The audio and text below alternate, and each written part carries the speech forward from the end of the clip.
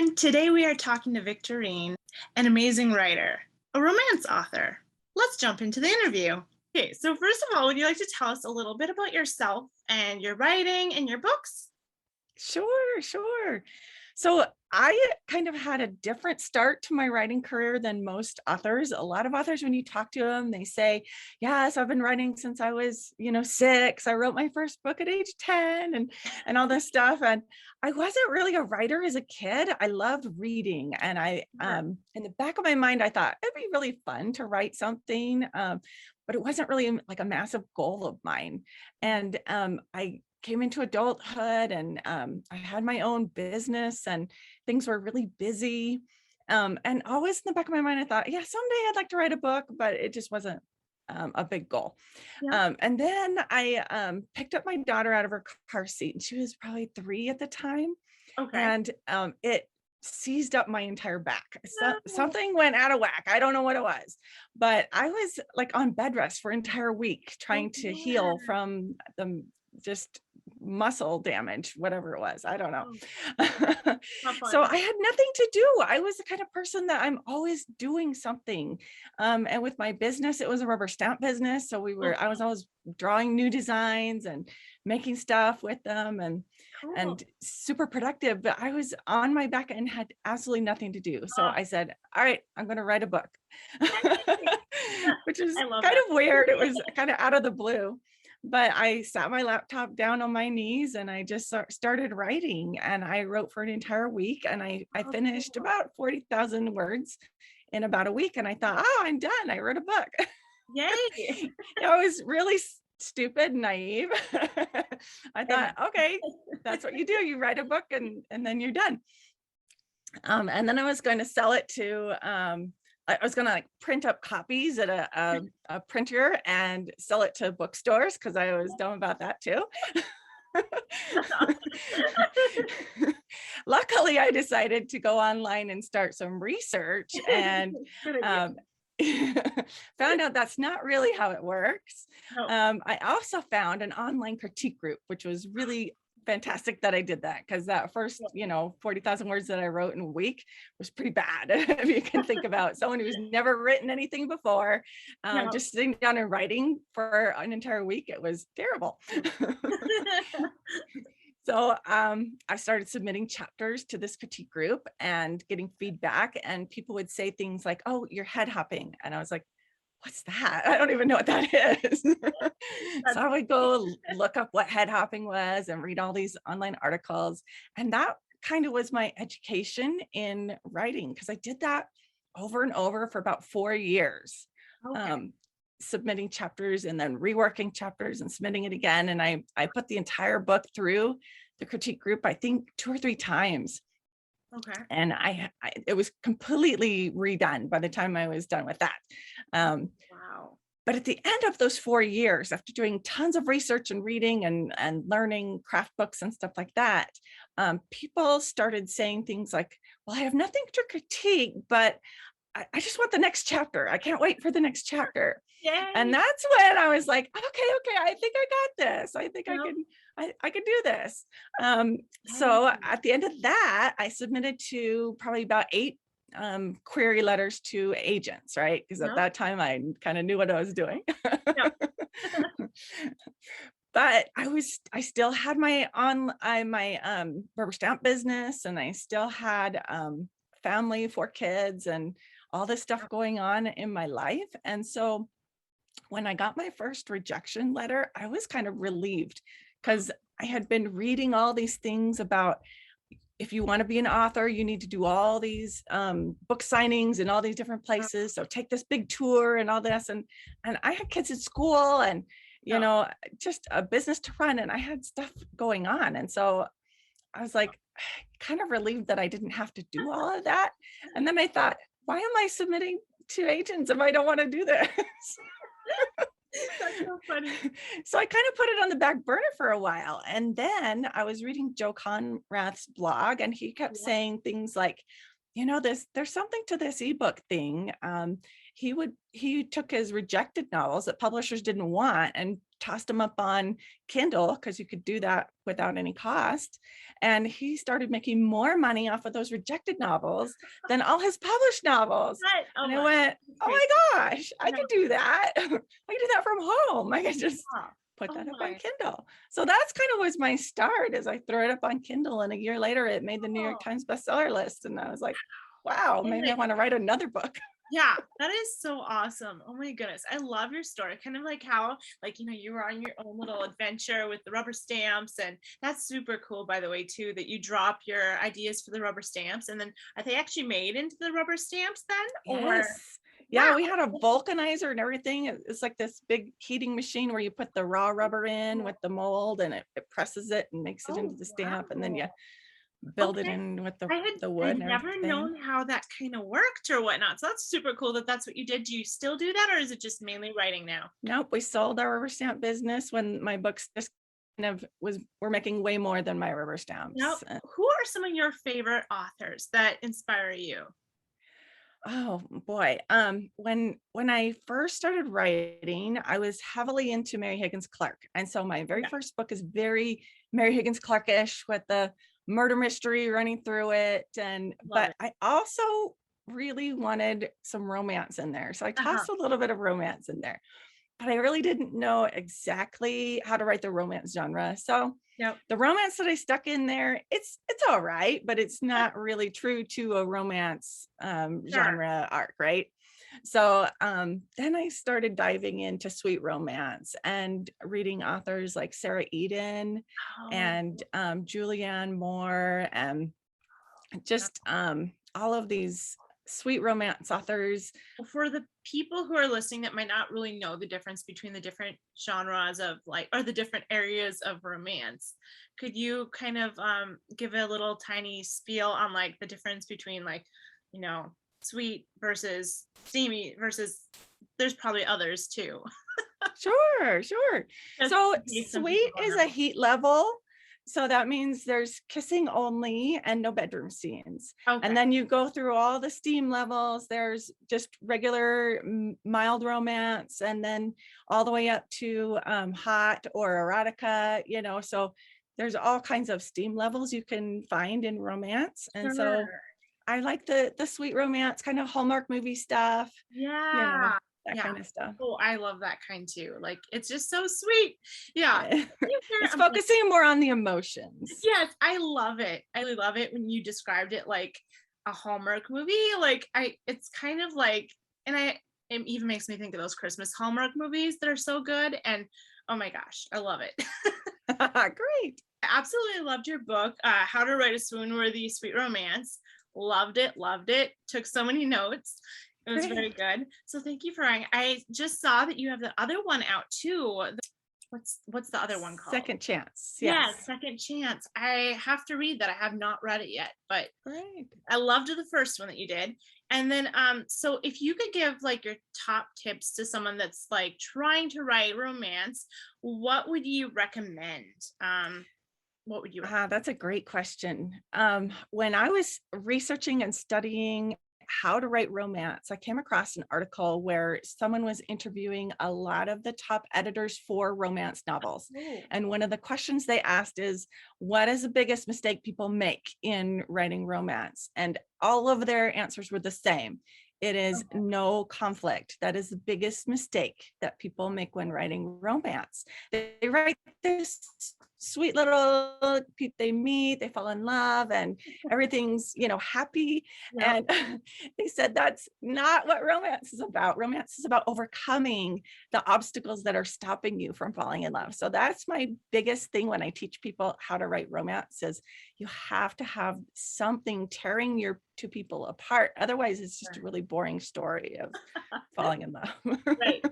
That's a very good way to put it. So like some of those disasters then that can pull the people apart, like distance and like some other examples. What are some other examples that you would say? Well, one big one is like if you have a romance where they're interested in a best friend's sibling and they're kind of off limits, right? Because it's the little sister of your Yes. friend. And so they're like, don't touch my little sister. Yeah. Things like that make Yep. it, oh, can't do that. One of my favorite things is to watch Korean dramas. Oh, And there's a fantastic one on Netflix. If you haven't seen Korean okay. dramas, go to Netflix and search Crash Landing on You. I've heard of it, And but I haven't seen it. it's fantastic because the two main characters, one lives in South Korea and one lives in North Korea. Oh, That is the biggest thing that you could think of to yeah. separate two people, right? You Right. can't fall in love with someone from North Korea if you live in South Korea. Right. Wow. So that is what you need in your novel. You need something massive that is keeping them from falling in love, whether it be a boss and employee relationship, Okay. or there's just a bunch of tropes for romance, and you can look up the tropes, and a Okay. lot of them will show you things that pull people apart. Okay, yes. And I believe on the Writing Gals website, you guys have the tropes listed, correct? Yes, we do. I will put that in the description below for anyone Oh, great. interested as well. How would you recommend making readers feel that connection that your characters have? Like, I don't know if that's like the tension or like kind of that connection so that your readers feel that love. Yes. Yeah. My favorite thing to do with showing your characters coming closer together is having them be vulnerable with each other, having them Oh, have to open up and share something that maybe they've never even told anyone before. oh, And that really shows your readers that, oh, they're starting to be vulnerable. They're starting to open up to each oh, other. They're starting to good. get this emotional connection with each other. Yep. And bringing that in, usually what I do is I just write down as many emotions as I can Mhm. and brainstorm, like fear. That's an emotion I write down, and I brainstorm, what does my main character fear the most, and Oh, how can that come out to the other character? Maybe they can see them having a panic attack about something, or yes. some way to bring in that emotion and that vulnerability in there. That is such a good idea. Oh my goodness. That's really good. Have you ever done like anthologies or book bundles with other authors before? Yes, I've done a few, and Okay. that works really, really well if you're maybe a newer author and you want to showcase your work to a bunch of people, because all of the authors in the anthology can then promote it to all of their fans, and it can get to a wider fan base. So Oh, it's really a cool. great way to maybe get yourself off the ground. Cool. So like what are some things you would recommend for someone that might want to do something like that? Like what would you recommend? Well, I would recommend some kind of a theme for the book. It usually works really well if you pick maybe a Christmas story theme, Ooh. or I'm in one where every story is about a blind date, Oh, cute. and that was kind of a fun theme to go with. So I That's would, cool. yeah, pick some kind of theme or trope to have throughout all the stories, because that can really bring in the audience then. Oh, that's fun. That's a really cool idea. I love that. Is there anything that you're currently working on that you are excited about? I am currently finishing up the fourth book in my Billionaire Club series. Ooh, exciting. I'm also working on some presentations for some of the conferences that I'm going to be at. So I haven't been able to fully finish this Okay. book yet. It seems like it's dragging on and on. Okay. But I'm super excited about it. It is a friends to lovers trope, Oh, and they kind of drifted apart when the male main character became like super famous as an actor, and so oh, you yeah. have this dynamic with him being super famous, and she's not, and she doesn't quite know how to fit into his world. It sounds great. So it's super fun. Cool. Awesome. So do you know like when that's going to be, when are you going to be launching that or haven't really figured that I out? hope in a couple of months. Okay. Okay. Perfect. Well, that's super exciting. Oh my goodness. What would you say is the most difficult thing about being a writer for you? Oh boy, the most difficult probably is getting rid of all the distractions. Oh, because I can get on my laptop to write, and then I'm like, oh, let me check social media, let me check my email, and I can get distracted pretty easily. So Right. that's probably number one hard thing, is to disconnect from that and just kind Right. of go into the writing mode. Oh, totally. Yeah. I always have said that I feel like the writers of old had it pretty easy because they didn't have to have social media constantly in the back of their heads. Oh my word. Yes, exactly. That's funny. But okay, so then since we heard one thing that's hard about it, what would you say is the most precious thing about being a writer? Something that you absolutely love.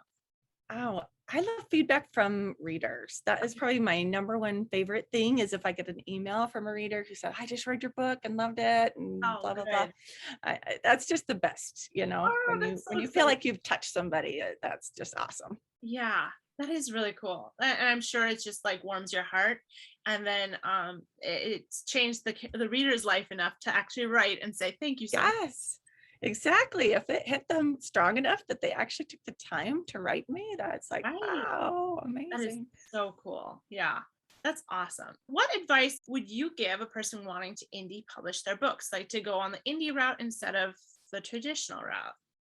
I would say number one biggest thing to go indie would be getting feedback from other people, joining a critique group, or get beta readers, something like that. Because if you're going traditional and you are submitting and submitting and submitting and you keep getting rejections, usually what you do is go back to your manuscript and say, okay, what do I need to change? What do I need to do? If you're indie, you don't have that. And Mhm. so you need someone to say, oh, I really liked this part, but this part needs a little work. It needs a little polishing up. So that's what I would say, number one. And then number two would be to research the market. Because a Okay. lot of times people write books without even knowing what genre they're writing in. Oh, And that is probably number one reason I see books fail or not sell, is because they're writing maybe slightly outside of the genre lines or the expectations yeah. of that genre.